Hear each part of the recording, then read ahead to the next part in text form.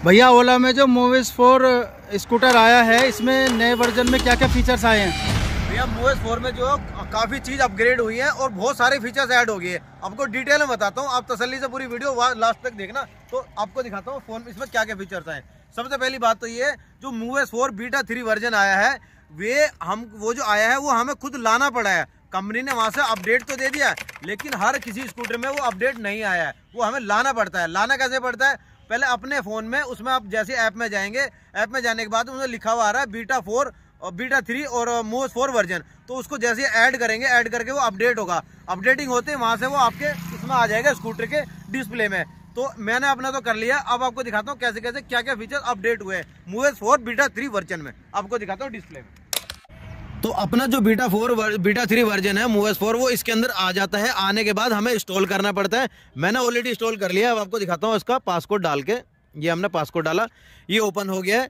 Open होने के बाद में हमारी जो डिस्प्ले इसमें देखिए पेड़ आ गया। पहले ये पूरी डिस्प्ले इसमें जो ये पूरा वॉलपेपर ये नहीं आता था, अब ये वॉलपेपर आ गया। वॉलपेपर आने के बाद बहुत कुछ बदल गया। अब क्या क्या बदल गया वो बता देता हूँ आपको। सबसे पहले तो यहाँ कुछ भी नहीं आता, सिर्फ एक ये फंक्शन आता था और बाकी कुछ नहीं आता था। अब यहाँ देखिए ये माई ट्रिप आ रही है। अभी मैं सुबह से लेके इसको 62 किलोमीटर चला चुका हूँ। उसके बाद ये दबा के रखेंगे तो इसमें बहुत सारे फीचर्स आ जाएंगे। 25,400 रुपये सेव मनी कर चुका हूँ अभी तक जितना चलाया है।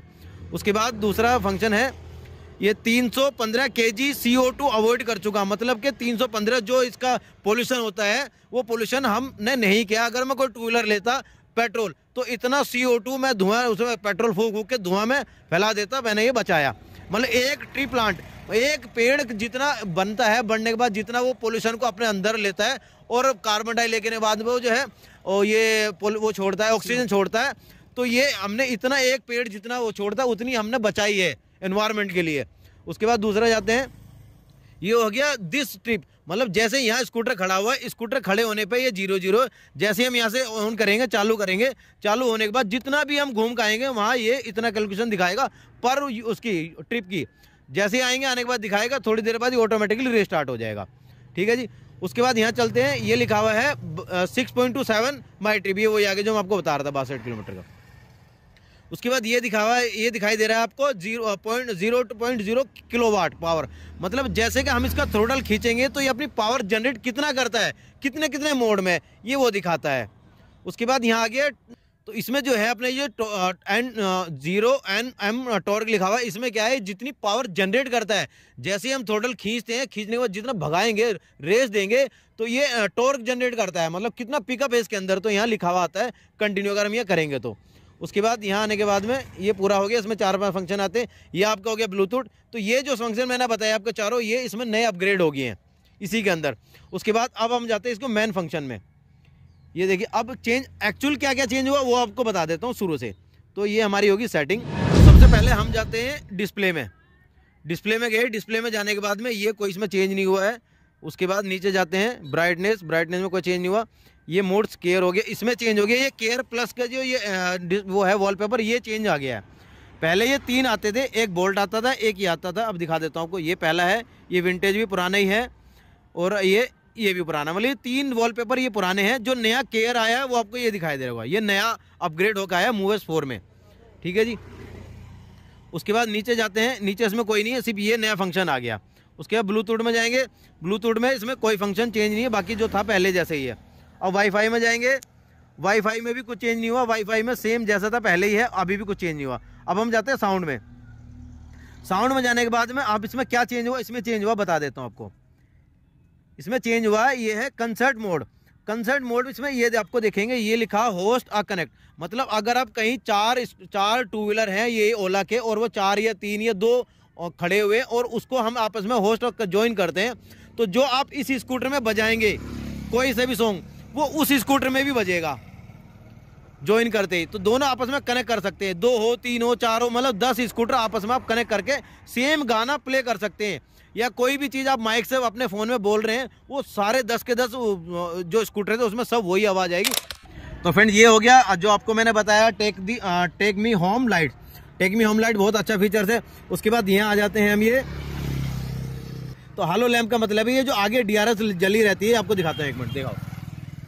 ये DRL से होती है, तो ये DRL जली रहेंगी, ये दोनों हेडलाइट बंद रहेगी। ठीक है, जब ये ऑन होगा तभी उसके बाद, नहीं तो नहीं ये कंटिन्यू जली रहेगी। हालो लैंप। उसके बाद ये आता है, ये भी एकदम जबरदस्त कमाल के फीचर से, ये लिखा हुआ ऑटो टर्न ऑफ इंडिकेटर, मतलब लेफ्ट का टर्न देंगे और टर्न देने के बाद में जैसे ही टर्न लेते ही ऑटोमेटिकली बंद हो जाएगा, हमें इसका स्विच दबाने की जरूरत नहीं है। या राइट मुड़ेंगे तो राइट में भी आपको हम कोई टर्न देने की जरूरत नहीं, भाई इंडिकेटर का स्विच दबाएंगे और जैसे ही टर्न लेंगे राइट में ऑटोमेटिकली बंद हो जाएगा, आपको दोबारा से उसको बटन को दबाने की जरूरत नहीं है। तो ये फीचर्स कंप्लीट हो गए। अब जाते हैं राइडिंग में। राइडिंग में इसको छोड़ के बाकी ये तीनों फीचर्स आते थे, ये लो, डिफॉल्ट और ये हाई, ये तीनों फीचर पहले आते थे। अब जो है ये लो मोड आ गया है। अब लो मोड का क्या है, पहले इसके बाद तो मैं बात करेंगे, पहले इस पर आ जाते हैं।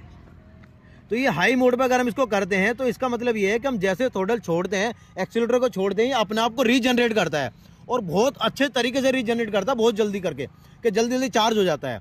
और इस पर करते हैं तो थोड़ा कम स्लो चार्ज होता है, इस पर करते हैं तो बहुत ज़्यादा ही कम चार्ज होता है। लेकिन अगर हम इस पर जाते हैं तो बिल्कुल ऐसे हो जाता है जैसे कि हमने क्लच दबा ली हो, बाइक चला रहे हैं, कार चला रहे हैं, जैसे हमने गियर पड़ा हुआ है और गियर में जाते हुए हमने क्लच दबा लिया, एकदम गाड़ी फ्री होगी, तो बिल्कुल एकदम फ्री चलता रहेगा, आपको कुछ नहीं करना।